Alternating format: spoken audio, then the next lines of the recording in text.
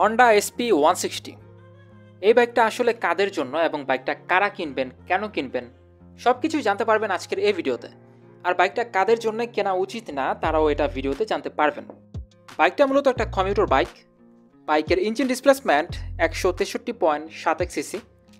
যদিও বাইকটাকে 160 সিসি একটা বাইক বলা হয়, বাইকটার ইঞ্জিন ইউজ করা হয়েছে 4 স্ট্রোক BS6, ফিউল ইনজেকশন এবং এয়ার কুলিং সিস্টেম থাকছে বাইকের কুলিং সিস্টেমে।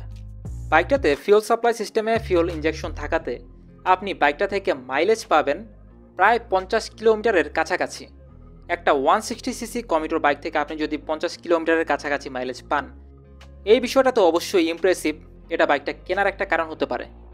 এখন যারা চাচ্ছেন পাওয়ারফুল বাইক রাইড করতে এবং পাশাপাশি আপনি মাইলেজ চাচ্ছেন দুর্দান্ত, তাদের জন্য এই বাইকটা বেস্ট হতে পারে। আর যদিও এটা 160 সিসি একটা বাইক, কিন্তু বাইকের সিসি অনুযায়ী বাইকের মাইলেজ অবশ্যই ভালো। বাইকটার মাইলেজ আপনি পাবেন একটা 125 সিসি বাইকের মতো, একদম সিমিলার। তাহলে প্রথম কারণ হচ্ছে এটা, যারা মাইলেজের কথা চিন্তা করে একটা বাইক কিনতে চাচ্ছেন কিন্তু আপনি বাইক থেকে পাওয়ারও চাচ্ছেন, তাদের জন্য প্রথম চয়েস হতে পারে এই বাইক। আর বাইকের টপ স্পিডও খুব একটা খারাপ না, 120 থেকে 125 কিলোমিটার পর্যন্ত আপনি টপ পাবেন। কারণ বাইকটার ইঞ্জিন থেকে আপনি পাওয়ার প্রডিউস করতে পারবেন 7500 RPM-এ 12.72 বিএইচপি এবং টর্ক প্রডিউস করতে পারবেন 14.58 নিউটন মিটার, যেটা 5500 RPM-এ। বাইকের সাসপেনশনে টেলিস্কোপিক ইউজ করা হয়েছে এবং পেছনে থাকছে মনোশক। সিটি রোডে রাইড করার জন্য, মানে কমিউটার একটা বাইকের জন্য এরকম সাসপেনশন যথেষ্ট। তাছাড়াও এই বাইকের ব্রেকিং বাইট যথেষ্ট strong.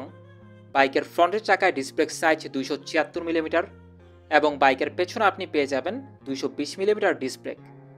বাইকটাতে single channel ABS use করার কারণে আপনি ব্রেকিং বাইট বেশ ভালো পাবেন।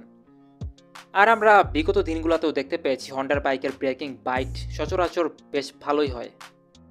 যদিও বাইকের টায়ার সাইজটা অনেকটাই চিকন, বাইকের ফ্রন্টের চাকার টায়ার সাইজ 80 এবং বাইকের পেছনের চাকার টায়ার সাইজ এটা ঠিক আছে 130।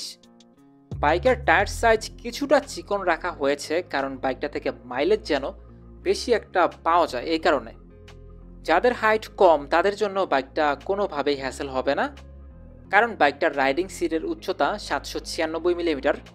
এজন্য বাইকটাকে রাইড করতে উচ্চতা খুব একটা বেশি হওয়ার প্রয়োজন নাই। যদি আপনার উচ্চতা 5 ফুট 2 বা 3 হয় তাহলে আপনি ইজিলি বাইকটাকে রাইড করতে পারবেন।